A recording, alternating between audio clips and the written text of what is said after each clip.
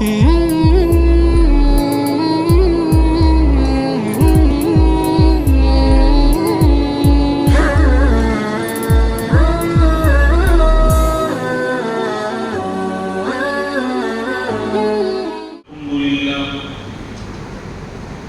لله كفى وسلام على عباده الذين اصطفى أما بعد فأعوذ بالله من الشيطان الرجيم بسم الله الرحمن الرحيم ولا تقولوا لمن يقتل في سبيل الله أموات بل أحياء ولكن لا تشعرون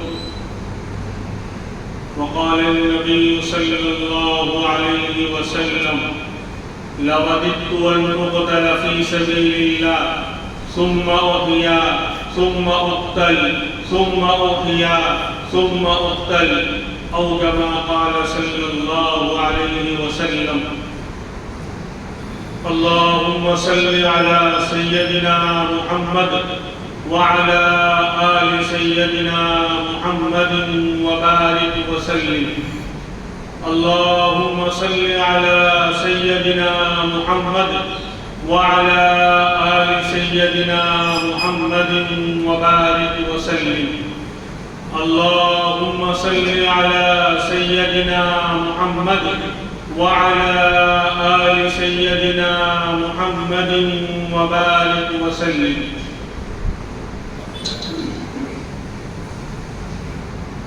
اسلام کا پہلا مہینہ محرم الحرام اور اس کی آج 8 تاریخ ہے اور 2 دن کے بعد 10 محرم الحرام جس کو یوم عاشوراء کہا جاتا ہے۔ عاشوراء کے معنی ہی 10 کے آتے ہیں، یعنی 10ویں تاریخ، تو محرم کی 10ویں تاریخ کو یوم عاشوراء کہا جاتا ہے۔ اب یوم عاشوراء کی کیا فضیلت ہے اور اللہ تبارک و تعالیٰ کے یہاں یہ دن اتنا افضل کیوں قرار دیا گیا؟ تو عام طور پر ہمارے درمیان، یعنی آج کل کے مسلمانوں کے درمیان یہ بات مشہور ہے کہ عاشوراء کا دن اور محرم کا مہینہ اگر فضیلت والا ہے تو صرف ایک بات کی وجہ سے،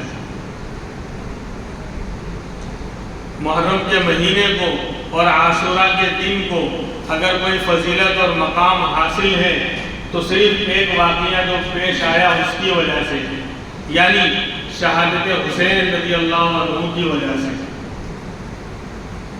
حالانکہ معاملہ ایسا نہیں، بلکہ حضرت حسین رضی اللہ عنہ کی شہادت کا واقعہ اتفاقی طور پر اس دن پیش آ گیا، ورنہ آپ کے دنیا میں آنے سے پہلے بلکہ ہمارے نبی امام الانبیاء محمد الرسول اللہ صلی اللہ علیہ وسلم کے دنیا میں تشریف لانے سے پہلے جو دیگر انبیاء علیہ السلام گزرے ہیں، اللہ تبارک و تعالیٰ نے ان کے اوپر بہت سے انعامات کیے، بہت سی ان کو فضیلتیں دی، تو اسی محرم عاشوراء کے دن اللہ نے عطا فرمائی، یعنی عاشوراء کا دن بہت پہلے سے ہی فضیلت والا اور برکتوں والا اور افضل مانا جا رہا ہے۔ وہ تو شہادت حسین کا واقعہ اتفاقی طور پر اس دن پیش آ گیا، ورنہ بہت سارے واقعات انبیاء علیہ السلام کے واقعات کہ اللہ تبارک و تعالیٰ نے کسی کو نجات دی، کسی کو انعام دیا، کسی کو اور کوئی مقام دیا تو وہ عاشوراء کے دن دیا۔ چنانچہ حضرت نوح علیہ السلام کی کشتی جودی پہاڑ پر ٹکی، یعنی آپ نے بددعا کی تھی، 950 سال تک دعوت دینے کے بعد، قوم کو سمجھانے کے بعد 80 یا 82 لوگ ایمان لاتے ہیں، پوری قوم آپ کی مخالف ہے، تو اللہ نے حکم دیا تھا کہ آپ کشتی بنائیں اور کشتی میں ان 80-82 مرد عورتوں کو لے کر سوار ہو جائیں. کیوں؟ پوری دنیا میں سیلاب آنے والا ہے، پوری دنیا میں جو ہے طوفان آنے والا ہے، آسمانوں سے پانی برسے گا، زمین سے پانی نکلے گا اور ہر طرف پانی ہی پانی ہوگا. یعنی گویا چھوٹی قیامت ہم قائم کرنے والے ہیں. چنانچہ ایسا ہی ہوا. نوح علیہ السلام نے کشتی بنائی اور اپنے ماننے والوں کو لے کر اس پر سوار ہو گئے. تو اب آسمانوں سے پانی برسا، زمین سے پانی نکل رہا ہے، ہر طرف سے پانی ہی پانی، پوری دنیا میں پانی ہو گیا. اور اللہ نے پوری دنیا کو ہلاک کیا. صرف 80-82 لوگ زندہ رہ گئے. 6 مہینے تک وہ کشتی پانی میں چلتی رہی. جب طوفان ختم ہوا اور جودی پہاڑ کے ساتھ واستوت علی الجودی، قرآن کریم میں یہ منظر اللہ نے بیان کیا 12ویں پارے کے اندر کہ کشتی جودی پہاڑ سے جا کر ٹکی اور طوفان سے نوح علیہ السلام اور ان کے ماننے والوں کو اللہ تبارک و تعالیٰ نے نجات دی. وہ دن عاشورہ کا دن ہے، وہ 10 محرم الحرام کی تاریخ تھی. تو پتہ چلا کہ اس سے پہلے ہی یہ دن افضل چلا آ رہا ہے. اللہ کے پیغمبر یونس علیہ السلام کے بارے میں ہم سنتے رہتے ہیں. مچھلی والے پیغمبر مچھلی میں چلے گئے، مچھلی نے نگل لیا، 40 دن مچھلی کے پیٹ میں رہے. جب مچھلی نے باہر ڈالا، سمندر سے ان کو باہر ڈالا اور نجات ملی، تو بعض روایتوں میں ہے کہ وہ دن بھی عاشورہ کا دن تھا. تو اللہ کے نبی کو نجات ملی، وہ بھی عاشورہ کا دن.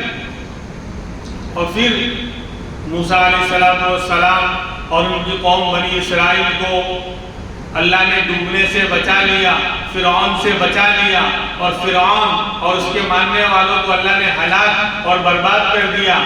وہ دن بھی عاشورہ کا دن تھا. فرعون کو دریائے قلزم کے اندر، فرعون کے ماننے والوں کو سب کو اللہ نے ڈبو دیا، اور موسیٰ علیہ السلام اور آپ کے ماننے والوں کو اللہ نے نجات دی. وہ دن بھی عاشورہ کا دن تھا. اور بھی وہ سی روایتوں میں بہت سے انبیاء کے بارے میں ہیں، لیکن وہ سب روایتیں صحیح نہیں، اس لیے ان کو بیان نہیں کیا جا رہا ہے. لیکن کہنے کا مطلب یہ ہے کہ عاشورہ کا دن بہت پہلے سے اللہ کے یہاں افضل اور برکت والا دن مانا جا رہا ہے. وہ تو شہادت حسین کا واقعہ اتفاقی طور پر اس دن پیش آ گیا. تو آج ہمارے یہاں مشہور یہی ہے کہ عاشورہ محرم کا مہینہ اور عاشورہ کا دن وہ افضل ہے بس حضرت حسین کی شہادت کی وجہ سے. حالانکہ ایسا نہیں ہے، بلکہ اللہ کے یہاں یہ پہلے سے افضل چلا آ رہا ہے. بہرحال اب دوسرا مسئلہ یہ ہے کہ کیا شہادت کی وجہ سے محرم کے مہینے کو اور عاشورہ کے دن کو ہم غم کا مہینہ اور غم کا دن مان سکتے ہیں؟ چونکہ آج ہمارا ماحول یہی ہے. پتہ نہیں ہم سنی ہے کہ شیعہ ہیں، پتہ ہی نہیں چلتا. شیعوں کے عقیدے، شیعوں کی غلط باتیں، شیعوں کے غلط مسئلے آج اہل سنت والجماعت کے یہاں بھی آ گئے. وہ خرافاتیں، وہ غلط عقیدے جو وہ لوگ اختیار کرتے ہیں، آج سنی مسلمان اپنے آپ کو نبی کا عاشق کہنے والا، نبی کی سنت پر چلنے کا دعویٰ کرنے والا، وہ بھی اسی رنگ میں رنگا ہوا ہے، اسی بہ میں بہ رہا ہے. اور ہمارے یہاں یہی بات مشہور ہے کہ محرم کا مہینہ یعنی غم کا مہینہ ہے، اور عاشورہ کا دن 10 محرم یعنی غم کی تاریخ ہے.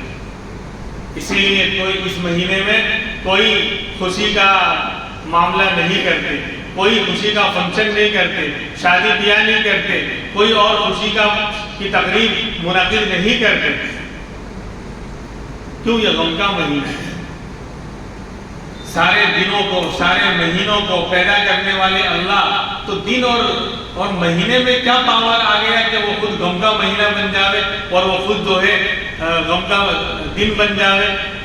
دنوں میں یہ پاور نہیں، مہینوں میں یہ پاور نہیں، بلکہ جس دن اللہ خوشی دیں گے وہ دن خوشی کا ہوگا، جس دن اللہ نے غم دیا وہ دن غم کا بنے گا.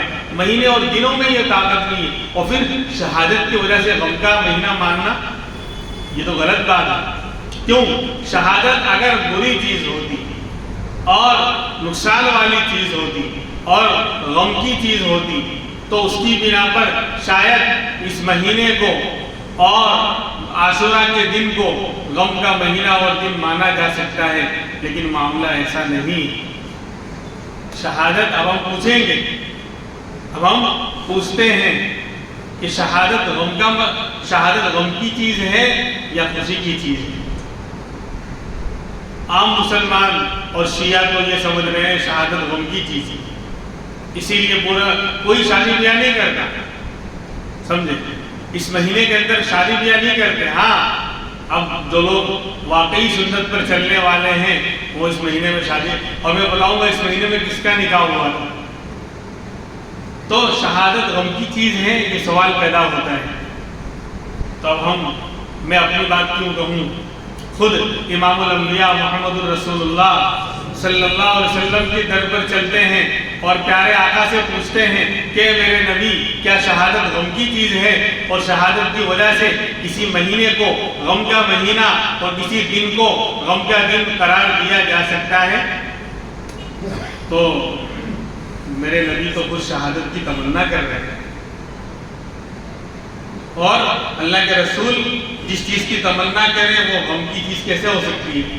یعنی نبی اپنے اوپر غم لانے کی تمنا، یہ تو ایک عام انسان بھی، سمجھدار انسان بھی اس بات کو سمجھے گا اور اس کی تمنا نہیں کرے گا کیا مجھ پر مصیبتیں آ جائیں، غم آ جائے۔ اور یہاں ہمارے نبی شہادت کی تمنا کر رہے ہیں۔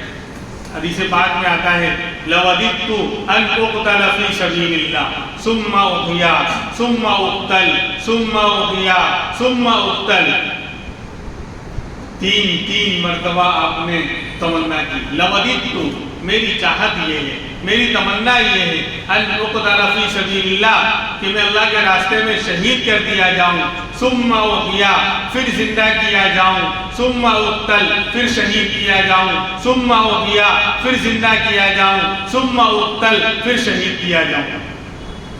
حالانکہ ہم جانتے ہیں کہ اس دنیا کے ختم ہونے کے بعد زندگی ایک مرتبہ ملے گی، دوبارہ یہاں آنے کا مسئلہ نہیں۔ جو یہاں سے آ کر چلا گیا، مر گیا، انتقال کر گیا، دوبارہ اس کو زندگی ملنے والی نہیں۔ لیکن شہادت اتنی اعلیٰ درجے کی چیز تھی ہمارے نبی کے نزدیک، شہادت آپ کو اتنی پسندیدہ تھی، اتنی مرغوب تھی کہ آپ نے تین مرتبہ شہید ہونے اور پھر زندہ کیے جانے، پھر شہید ہونے، پھر واپس زندہ کیے جانے کی تمنا کی۔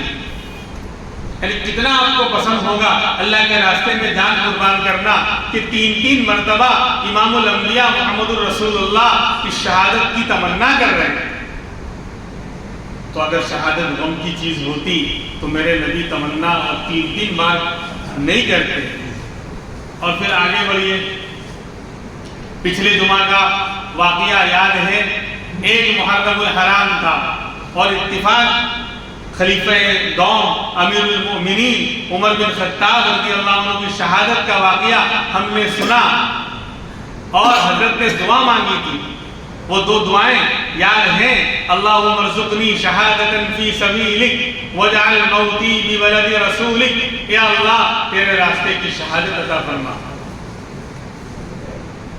تو جس شہادت کی دعا امیر المؤمنین خلیفہ دوم عمر بن خطاب رضی اللہ عنہ کر رہے ہیں، دعا غم کی مانگی جاتی ہے۔ نیک آدمی، اللہ والا آدمی جس دعا کو مانگے گا وہ غم کی چیز ہوگی۔ اور پھر خلیفہ دوم مانگ رہے ہیں کہ اللہ تیرے راستے کی شہادت عطا فرما، تو پتہ چلا کہ شہادت غم کی چیز نہیں ہے، شہادت تو مطلوب و مقصود مومن ہے، شہادت تو مومن کا مقصود اور مطلوب ہے۔ پھر آگے بڑھی، پھر وہ شہادت جس پر حضرت حسین رضی اللہ عنہ کے والد گرامی خلیفہ چہارم چوتھے خلیفہ علی بن ابی طالب رضی اللہ عنہ کوفہ کی جامع مسجد میں فجر کی نماز پڑھانے کے لیے جا رہے ہیں۔ دشمن ابن ملجم چھپ کر بیٹھا ہوا تھا۔ جیسے ہی مسجد میں آپ گھسنے لگے، داخل ہونے لگے، اس نے پیچھے سے وار کیا، حملہ کیا، اور جب آپ گرے ہیں تو فرمایا فستو رب الکعبہ، کعبہ کے رب کی قسم میں تو کامیاب ہو گئے اور بعد میں آپ اس میں شہید ہوئے. تو جس شہادت کے ملنے پر حضرت علی رضی اللہ عنہ نے کہا فزت ورب الکعبہ، کعبہ کے رب کی قسم میں تو کامیاب ہو گیا، تو غم ملنے پر کوئی کامیابی کی بات کرے گا. پھر آگے بڑھیے. حضرت عثمان غنی رضی اللہ عنہ خلیفہ سوم، ذی الحجہ کا مہینہ 18 تاریخ، جو اس سے پہلے 12واں مہینہ گزرا محرم سے پہلے بقرعید کا، اس کی 18 تاریخ خلیفہ سوم امیر المؤمنین عثمان بن عفان رضی اللہ عنہ مدینہ منورہ میں اپنے گھر میں ہیں، اپنے گھر میں قید ہیں، ظالموں نے قید کر رکھا ہے، گھر کو گھیر رکھا ہے. آپ کہو کہ امیر المؤمنین کو مدینہ میں قید کر دیا. ارے بات یہ تھی کہ حضرت عثمان نہیں چاہتے تھے کہ مدینہ منورہ میں مسلمانوں کا خون بہے، ورنہ آپ کی حفاظت کے لیے ایک حکم کی، ایک آرڈر کی بات تھی. حضرت علی موجود تھے، حسن حسین موجود تھے، بڑے بڑے بہادر صحابہ موجود تھے. امیر المومنین ایک مرتبہ اجازت دے دو، ہم ان 200-300 بلوائی جو آئے تھے مخالفت کر رہے تھے ان کو منٹوں میں ختم کر دیں گے. لیکن کہا کہ نہیں، میں میرے نبی کے شہر میں مسلمانوں کے خون کے بہنے کو پسند نہیں کر سکتا، اس لیے جو ہے آپ خاموش ہیں اور اپنے گھر میں نظر بند ہیں. اور آپ پر پھر حملہ کیا گیا، دیوار کود کر حملہ کیا گیا عثمان بن عفان رضی اللہ عنہ پر، اور شہید ہوئے. خون کے فوارے قرآن کریم پر گرے، قرآن کی تلاوت کر رہے تھے. ہو گیا شاہد، ہو گیا قرآن شاہد جن کے سر کے واسطے، قرآن گواہی دے گا. تو بہرحال 18 ذی الحجہ کو حضرت عثمان بن عفان شہید ہوئے، اور خود امیر حمزہ رضی اللہ عنہ میرے نبی کے چچا ہیں، سگے چچا ہیں، غزوہ احد میں آپ کو شہید کیا گیا. اور دردناک شہادت، ہاتھ، کان، ناک، پورا بدن لہو لہان اور چھلنی کر دیا گیا، سب کچھ کاٹ دیا گیا، یہاں تک کہ پیٹ چاک کر کے کلیجہ نکالا گیا، اجڑی نکالی گئی اور اس کی بے حرمتی کی گئی. اس وقت نبی نے فرمایا تھا، ہمارے نبی نے فرمایا تھا امی سید الشہداء، میرے چچا سارے شہیدوں کے سردار ہیں. آج ماتم کرتے ہوئے کہتے ہیں حسین جیسا شہید اعظم جہاں میں کوئی ہوا نہیں ہے. اور میرے نبی کیا فرما رہے ہیں، امام الانبیاء کیا فرما رہے ہیں کہ میرے چچا شہیدوں کے سردار ہیں. آج جب مسلمان کہتے ہیں نہیں نہیں نعوذ باللہ نبی تمہاری بات غلط ہے، حسین جیسا شہید اعظم جہاں میں کوئی ہوا نہیں ہے. میں حضرت حسین کی شہادت بہت دردناک شہادت ہے، اس سے انکار نہیں، نبی کے نواسے ہیں اور بڑا اونچا آپ کا مقام ہے. لیکن حضرت حمزہ کا مقام تو بہت اعلیٰ ہے، جن کو نبی اپنے چچا کے بارے میں خود کہہ رہے ہیں کہ وہ سارے شہیدوں کے سردار ہیں. اور آج کا مسلمان نہ نماز کا ٹھکانہ، نہ روزے کا ٹھکانہ، نہ چہرے کا ٹھکانہ، کچھ پتہ نہیں، اور پھر شیعوں والا عمل ماتم کر رہا ہے. جو شیعہ، جو نبی کے دشمن، صحابہ کے دشمن، اللہ والوں کے دشمن، سنی ہو کر شیعوں والا طریقہ ان کے ساتھ جھوم رہا ہے اور اچھل رہا ہے اور کود رہا ہے. شہادت سے کیا سبب ملتا ہے میرے بھائیوں؟ کہ سر جھکا ہے لیکن سر کٹا ہے لیکن سر باطل کے سامنے نہیں جھکایا حسین نے. نماز نہیں چھوڑی، اللہ کے حکم کو نہیں توڑا، گردن چلی گئی، جان چلی گئی، گردن کٹ گئی، لیکن اللہ کے فرمان کو نہیں توڑا، نماز نہیں چھوڑی. اور یہ پیغام دیا کہ سجدہ ادا ہو جاتا ہے تلواروں کے سائے میں بھی. آج ہم بستروں پر اور آرام سے بھی ہم نماز نہیں پڑھ رہے ہیں، پھر کیسے حسین کا دامن نہیں چھوڑیں گے؟ پکڑا کہاں ہے جو چھوڑو گے؟ پکڑا ہی کہاں ہے جو چھوڑو گے؟ پہلے پکڑو تو صحیح، پھر دامن چھوڑنے کی بات بعد میں آئے گی. بہرحال تو جس شہادت کی دعا تمنا میرے نبی نے کی، جس شہادت کی دعا فاروق اعظم نے کی، جس شہادت کے ملنے پر حضرت علی نے فرمایا تھا کہ میں کامیاب ہو گیا کعبہ کے رب کی قسم، تو کیا وہ اس شہادت پر جب حسین کو شہادت ملی تو وہ مہینہ غم کا مہینہ ہو سکتا ہے؟ جس کی دعا نبی کریں، جس کی تمنا نبی کریں، جس کی دعا فاروق اعظم کریں، وہ غم کی چیز کیسے ہو سکتی ہے؟ شہادت تو مرد مومن کا مقصود اور مطلوب ہے، کامیابی کی دلیل ہے. اور پھر دوسری بات شہید تو زندہ ہوتا ہے، قرآن کریم کی آیتیں ہیں۔ تو خلاصہ یہ ہے کہ شہادت کی وجہ سے کوئی دن، کوئی مہینہ نہ غم کا مہینہ اور نہ غم کا دن ہو سکتا ہے۔ اور اگر آپ اس بات کو نہیں مانتے کہ نہیں شہادت بہت غم کی چیز ہے، چلو مان لیا، تو میں کہتا ہوں کہ اسلام کی 1 محرم سے لے کر 12ویں مہینے کے آخر تک کون سی تاریخ خالی ہے مجھے لا کر بتاؤ تو صحیح، کون سا دن خالی ہے جس میں اسلام کے نام پر ہزاروں لاکھوں لوگ شہید نہ ہوئے ہیں۔ حضرت حسین رضی اللہ عنہ سے بھی بڑے بڑے صحابہ شہید ہوئے ہیں، بڑے بڑے لوگ شہید ہوئے ہیں، بڑے بڑے انبیاء شہید ہوئے ہیں، اور انبیاء تو پہلے کے ہیں، لیکن ہمارے یعنی اس امت کے اندر ہزاروں لاکھوں لوگ، اسلام کی کون سی تاریخ خالی ہے مجھے بتاؤ تو صحیح۔ تو کیا پورے سال ہم غم مناتے رہیں گے؟ پورے سال ہم جو ہے ماتم مناتے رہیں گے؟ 1 محرم میں نے پچھلے جمعہ کو بیان کیا تھا، 1 محرم تھی، 1 محرم کو حضرت عمر فاروق رضی اللہ عنہ کی شہادت ہے، کسی سنی کو کچھ ہو ہی نہیں رہا ہے، 1 محرم کو کچھ بھی نہیں ہو رہا ہے۔ حالانکہ میں نے بتایا تھا عمر فاروق کا مقام اہل سنت والجماعت کے نزدیک حضرت حسین سے بہت بڑا ہے، دوسرے نمبر کے خلیفہ ہیں، دوسرے نمبر کے انسان ہیں پورے مسلمانوں میں۔ 1 محرم کو کچھ بھی نہیں، اور 10 محرم کو سب دنیا بھر کی خرافات۔ اس لیے میرے بھائیوں، شہادت غم کی چیز نہیں، شہادت خوشی کی چیز ہے، اور خوشی پر جو ہے غم نہیں منایا جاتا، خوشی پر جو ہے ماتم نہیں کیا جاتا۔ کرنے والے کام کیا ہیں وہ نہیں ہو رہا ہے، جو نہیں کرنے وہ سب ہو رہا ہے۔ کرنا کیا ہے، آج کے دن کی فضیلت کیا ہے، عاشورہ کے دن کی، وہ انشاءاللہ ابھی بیان کر رہا ہوں میں۔ کیا کرنا ہے وہ نہیں ہو رہا ہے، اور جو نہیں کرنا ہے وہ سب ہو رہا ہے۔ محرم آیا، اب ڈھول نکل گیا، اب پاگلوں کی طرح دھم دھم دھم بجا رہے، کیا ہے، 10-20 کھڑے ہیں وہ بجا، کیا ہے، کیا لوجک ہے بھائی؟ یعنی نہ بجانے والے کو پتا، نہ سننے والے، کھڑے ہونے والوں کو پتا۔ پھر شہادت غم کی چیز ہے تو باپ کے جنازے پر ڈھولک بجاتے ہو کیا؟ ماں کا جنازہ پڑا ہو، ڈھول تاشے نکال کے بتاؤ۔ ارے محلے میں میت ہو جاوے، اگر ہمارے گھر میں شادی تھی، میرے گھر میں شادی تھی، خوشی کے شادیانے بج رہے تھے، لیکن پڑوس میں نہیں بلکہ محلے میں میت ہو جاتی ہے تو میں اس کی رسپیکٹ کرتا ہوں، اس کی عزت کرتا ہوں، اور میں خود کہتا ہوں یار نہیں، بند کر دو، کوئی خوشی کا فنکشن نہیں ہوگا، محلے میں میت ہو گئی۔ ایک عام مسلمان مر جائے تو ہم اس کی رسپیکٹ کرتے ہیں، اس کی عزت کرتے ہیں، اور نبی کا نواسہ اتنا سستا ہو گیا، حضرت حسین اتنے سستے ہو گئے کہ نہ ان کی سیرت پتا، نہ ان کا طریقہ پتا، نہ ان کی زندگی کو اپنی زندگی میں اپنایا، نہ ان کے طریقے کو اپنایا، اور بس ان کے نام پر ناچ رہے ہیں، ڈھول تاشے پیٹ رہے ہیں۔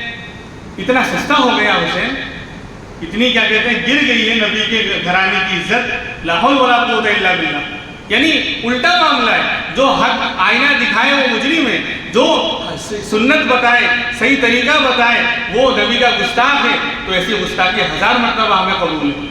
اگر اس کو سنت پر چلنے کو، سنت کا راستہ بتانے کو اور صحیح راستہ بتانے کو اگر گستاخی قرار دیا جاتا ہے تو ایسی گستاخی 1000 مرتبہ قبول ہے۔ لیکن میرے بھائیوں، یہ حسین کے نام پر ان کو بدنام کرنا، ان کے نام پر ان کو رسوا کرنا، بے حرمتی کرنا، یہ مومن کی شان نہیں، یہ سنی کی شان نہیں۔ سنی کی پہچان یہ ہے، ہم سبق لیں گے اس سے کہ حسین کا مقام کیا تھا، کیا کیا انہوں نے، کہ اپنے نانا جان کے دین کو جھکنے نہیں دیا، اللہ کے حکم کو ٹوٹنے نہیں دیا، نماز بھی نہیں چھوڑی۔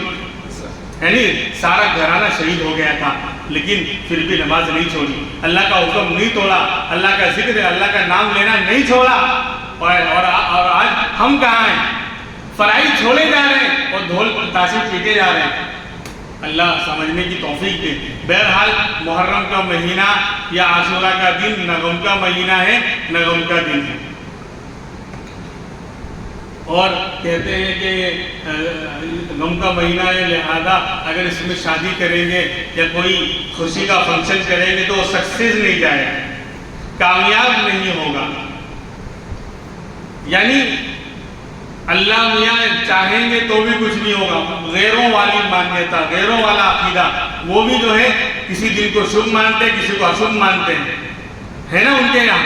آج ہمارا بھی یہاں، ورنہ اہل سنت والجماعت کا قرآن و حدیث کا خلاصہ بتا رہا ہوں، جو دن اللہ کی یاد میں نیکی میں گزرا وہ دن اچھا، اور جو دن اللہ کی نافرمانی میں گزرا، گناہوں میں گزرا، وہ دن برا۔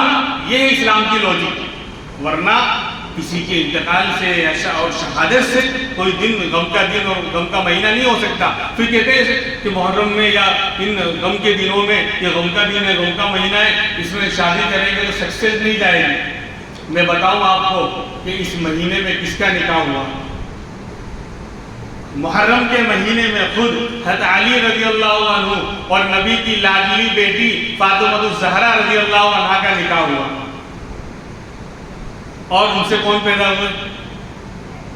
کون پیدا ہوئے بھائی؟ حضرت حسین رضی اللہ عنہ پیدا ہوئے۔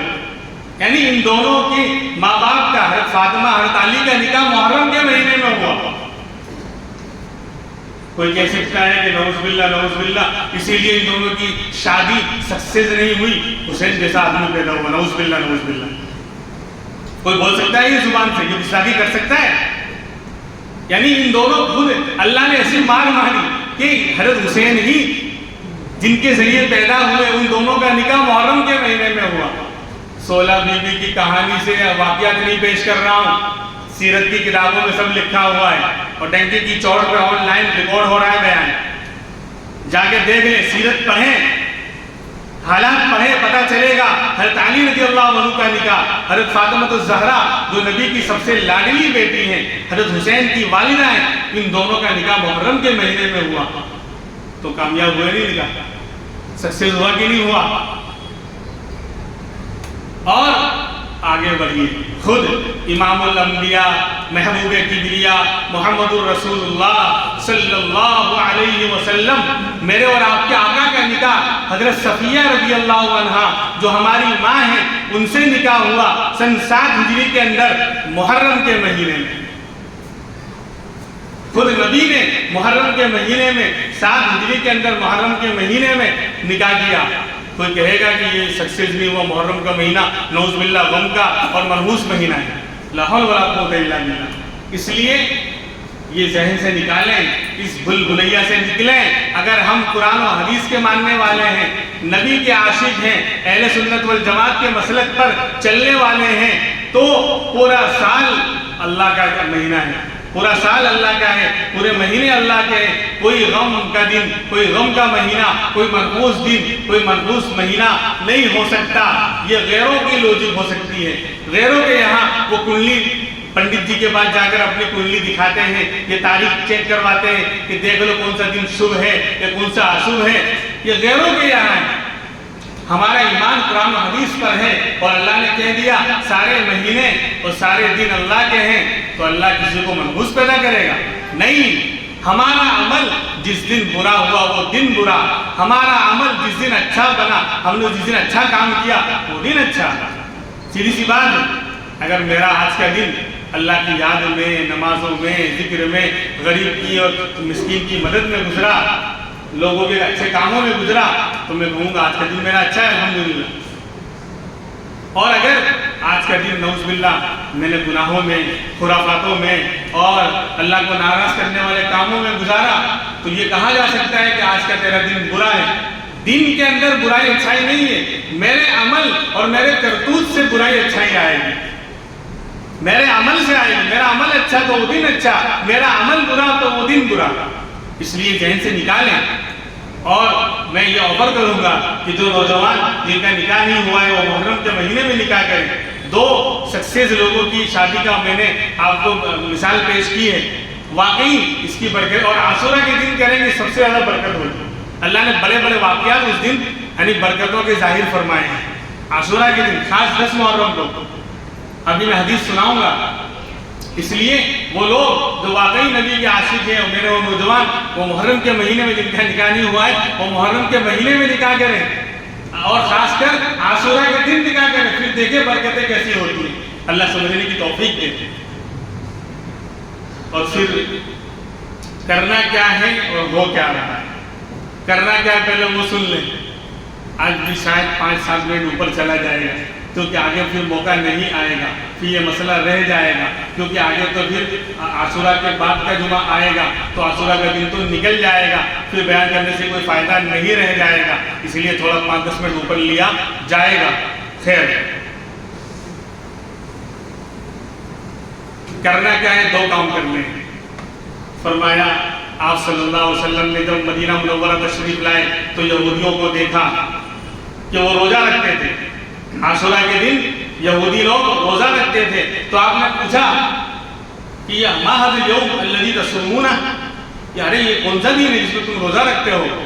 تو یہودیوں نے جواب دیا تھا کہ انزل اللہ فیہ موسیٰ وقوما وغرق فرعون وقوما فصامہ موسیٰ شکرا فنحن نصومون، کہ حضرت آج کے دن ہمارے نبی موسیٰ علیہ السلام اور ان کی قوم بنی اسرائیل کو اللہ نے نجات دی تھی، دریا میں ڈوبنے سے بھی بچا لیا تھا، فرعون سے بھی بچا لیا تھا، اور فرعون اور اس کی قوم کو اللہ نے غرق کر دیا تھا، ڈبا دیا تھا دریا میں۔ تو ہمارے نبی موسیٰ علیہ السلام نے شکرانے کے طور پر اللہ کا شکر ادا کرتے ہوئے اس دن روزہ رکھا تھا، تو ہم ان کے ماننے والے ہیں، اس لیے ہم آج کے دن روزہ رکھتے ہیں۔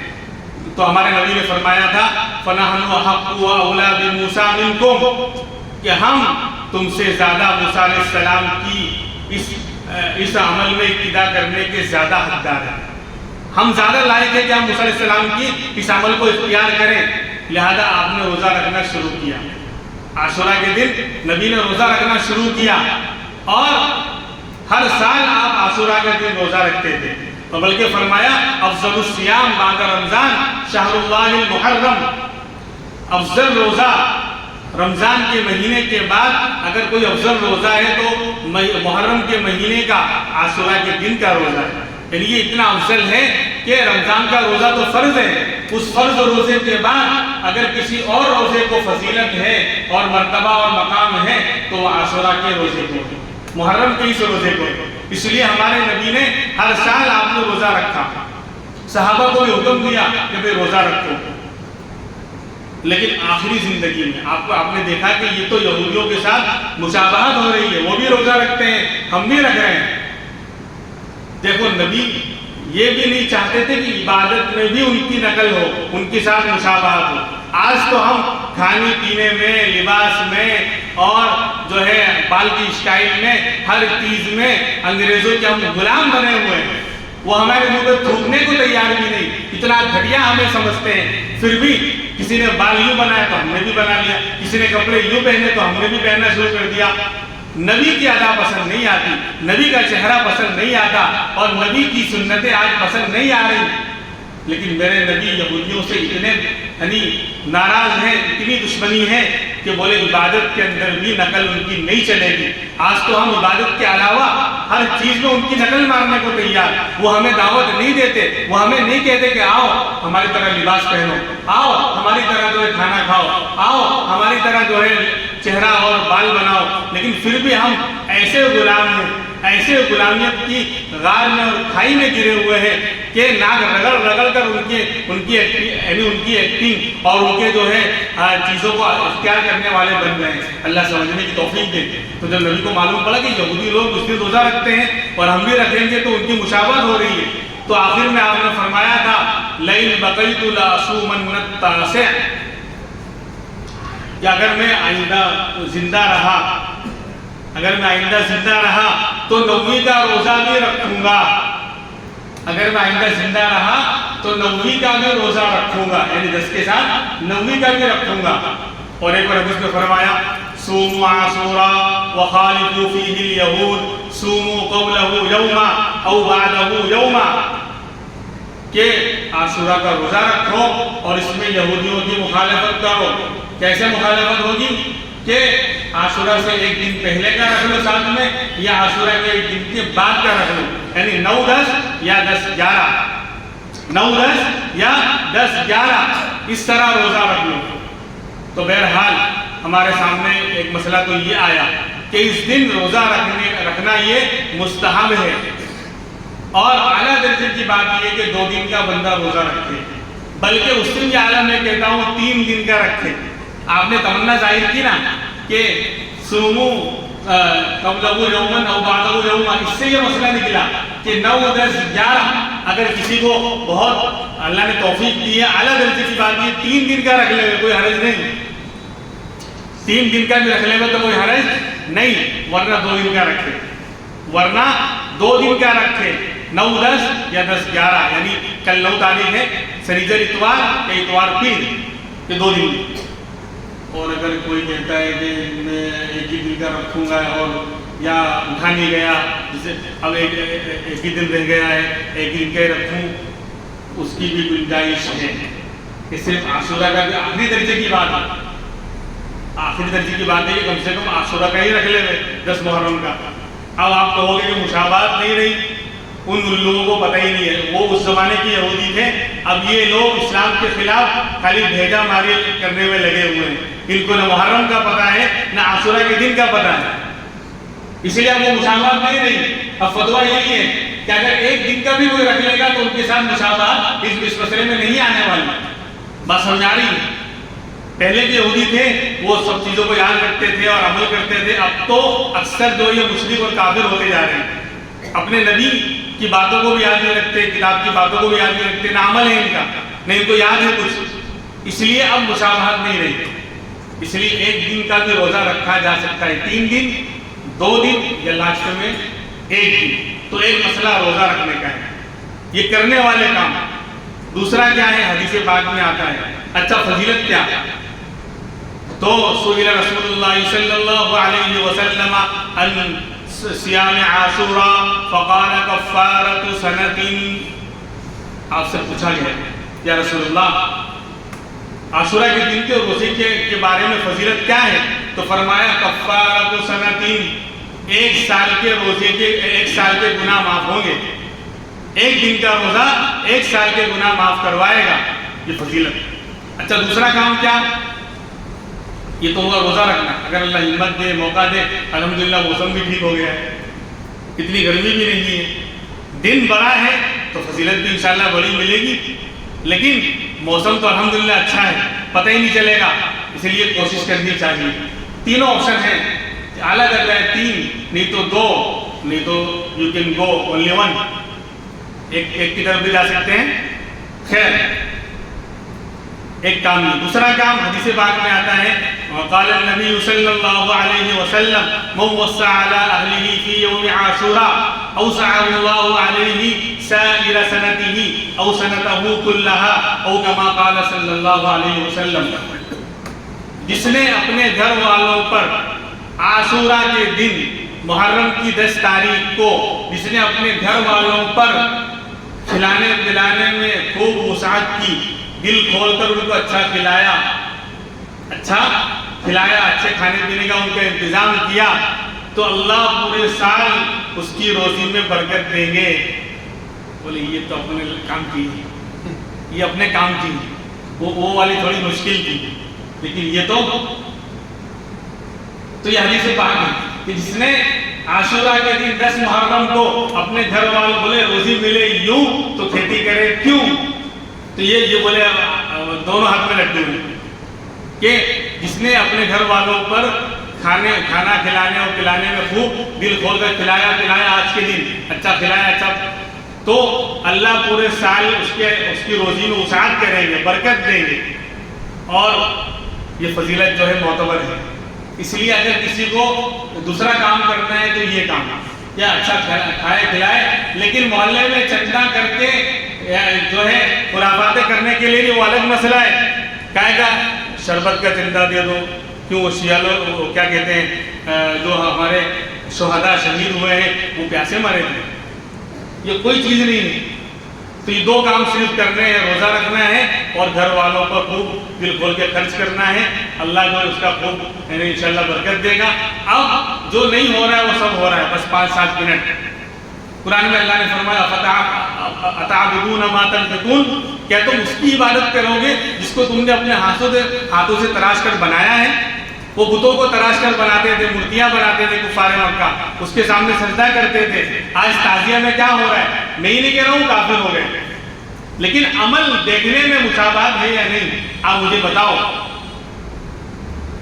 وہ لوگ تراش کر مورتیاں بناتے تھے، اس کے سامنے جھکتے تھے. آج تعزیہ بنایا جا رہا ہے اور پتہ نہیں کون سی لکڑی کا اور کیسا چندہ ہوا ہے. آپ جانتے ہیں کس طرح کھڑے ہو جاتے ہیں 4 رستوں پر، اور کہاں جس طرح وہ غیر لوگ کھڑے ہوتے ہیں، ان کا کوئی فنکشن آتا ہے ہر ایرے گہرے سے مانگتے ہیں چندہ دو، وہ لوگ بھی ڈونیشن کرو.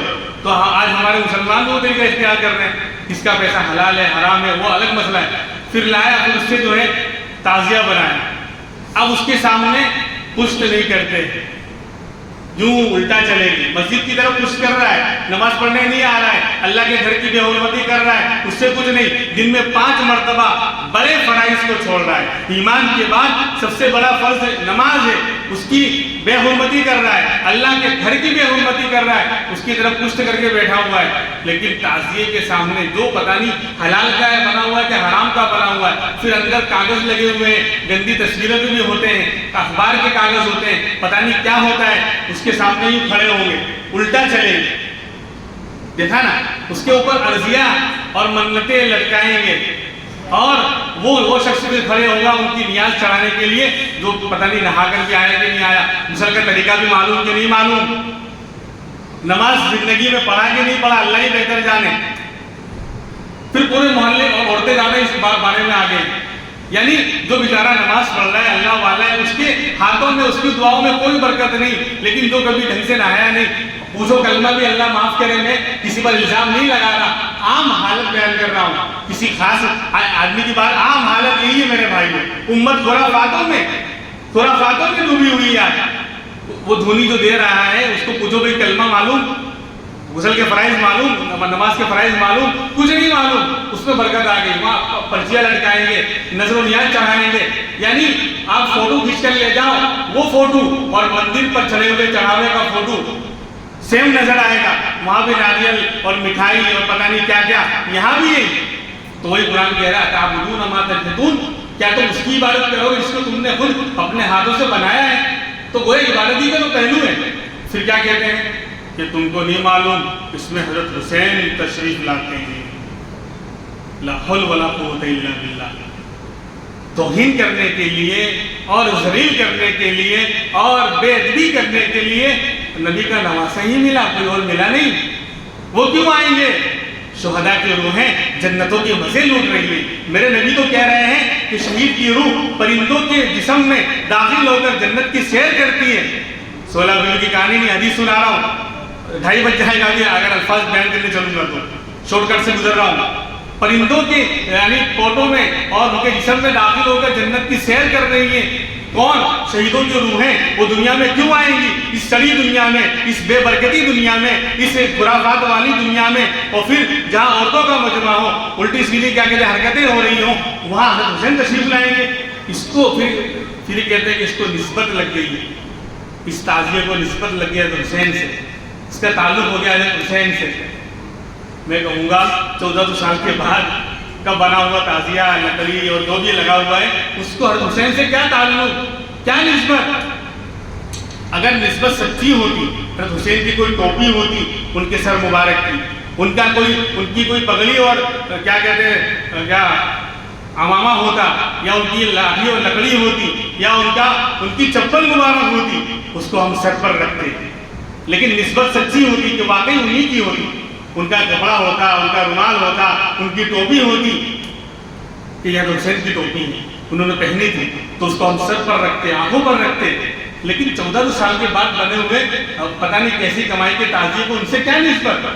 اس کی طرف ہم یعنی عزت سے کھڑے ہوں گے، مسجد کی بے حرمتی کریں گے، اس کی طرف عزت سے کھڑے ہوں گے؟ نہیں میرے بھائی، یہ سب یعنی بوچھلے ہیں، سب یہ جو خرافاتیں ہیں. اللہ اس سے بچنے کی توفیق عطا فرمائے.